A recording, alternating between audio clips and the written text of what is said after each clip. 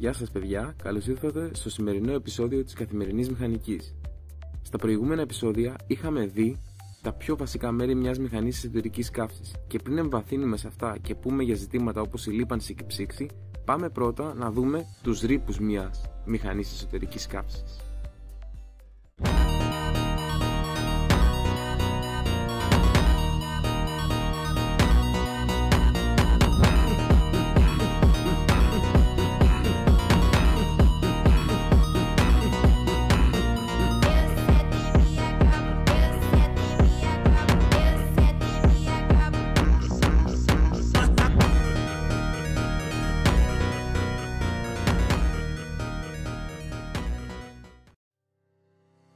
Η πιο σημαντική ρήπη που παράγει μια μηχανή MEC είναι αυτή που βλέπουμε και στην εικόνα. Το διοξείδιο του θείου, τα particulate matters, οι υδρογονάνθρακες, το διοξείδιο του άνθρακα, τα οξύδια του αζότου και τέλος το μονοξύδιο του άνθρακα. Πάμε να δούμε ένα-ένα. Ας ξεκινήσουμε λοιπόν σε αυτό που είναι πιο γνωστό σε όλους μας, το διοξείδιο του άνθρακα. Το διοξείδιο του άνθρακα είναι ένα αέριο, άχρωμο, άοσμο και άγευστο. Συμβάλλει στο φαινόμενο του θερμοκηπίου και στην υπερθέρμανση του πλανήτη. Είναι προϊόν καύσης ορυκτών καυσίμων, όπως βλέπουμε εδώ στη χημική αντίδραση. Η ποσότητα έχει να κάνει και με το καύσιμο. Π.χ. η βενζίνη παράγει λιγότερο CO2 από ότι το πετρέλαιο στις ίδιες ποσότητες όταν καίγεται σε μία MEC. Αυτό που δείχνει αρκετές υποσχέσεις στη μείωση του CO2 εκτός από τη μικρότερη κατανάλωση καυσίμου είναι η ανακύκλωση του CO2. Καθώς μπορούμε να παράγουμε μεθανόλη από CO2 και υδρογόνο 2, το οποίο εννοείται το παίρνουμε από ανανεώσιμες πηγές ενέργειας κάνοντας ηλεκτρόλυση. Τη μεθανόλη μετά τη χρησιμοποιούμε σαν καύσιμο, καθώς ήδη έχουν εγκατασταθεί οι πρώτες μηχανές εσωτερικής καύσης σε πλοία που έχουν ως καύσιμο τη μεθανόλη. Η συγκεκριμένη μέθοδος παράγει μεθανόλη περίπου $1.000 ανά τόνο. Αν αυτό πέσει στα 400 με $300 ανά τόνο, τότε θα είναι ένα πολύ δελεαστικό καύσιμο και ίσως είναι και το καύσιμο του μέλλοντος.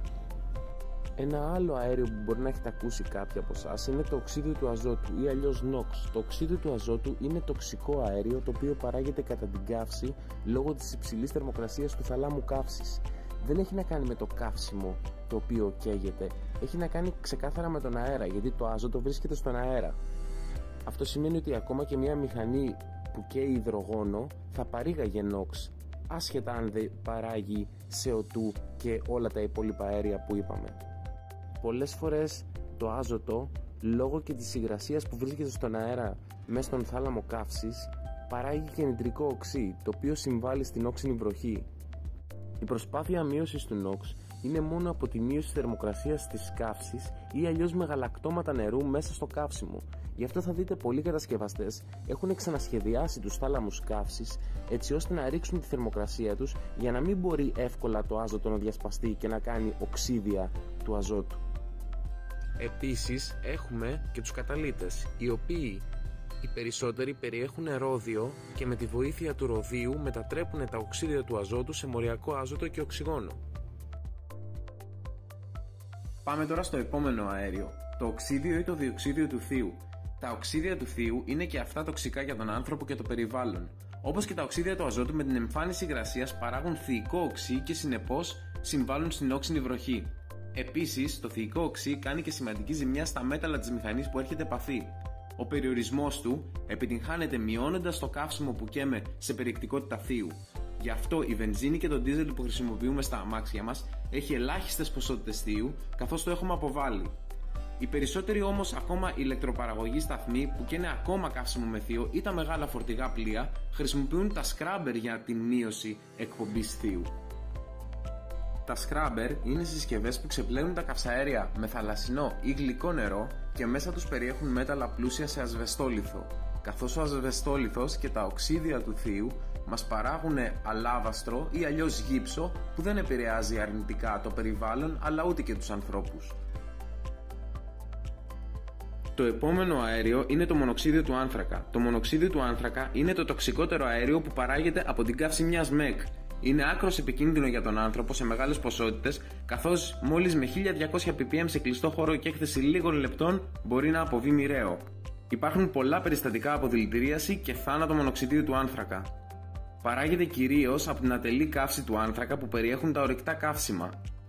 Τη μείωση των ρήπων για το μονοξίδιο του άνθρακα το επιτυγχάνουμε πάλι με τους καταλύτες που βάζουμε στους οχετούς καυσαερίων των μηχανών εσωτερικής καύσης.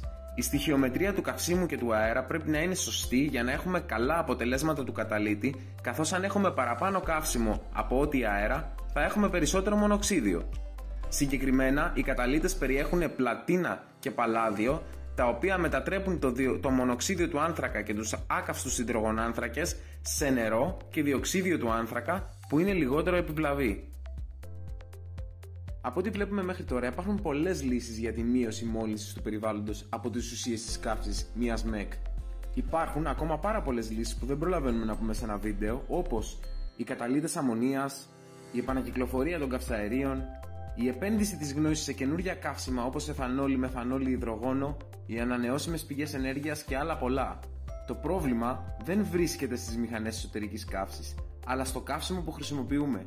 Και ίσως ήταν αποδοτικότερο το να επενδύσουμε σε καύσιμα που μπορούν να χρησιμοποιηθούν από τις μηχανές εσωτερικής καύσης, όπως υδρογόνο και μεθανόλη, παρά να εξορίξουμε καινούργιες γέες για να φτιάξουμε μπαταρίες λιθίου που προκαλούν μεγάλο πρόβλημα για το περιβάλλον και ουσιαστικά χρειάζονται τεράστια ποσά ενέργειας για την εξόρυξή τους.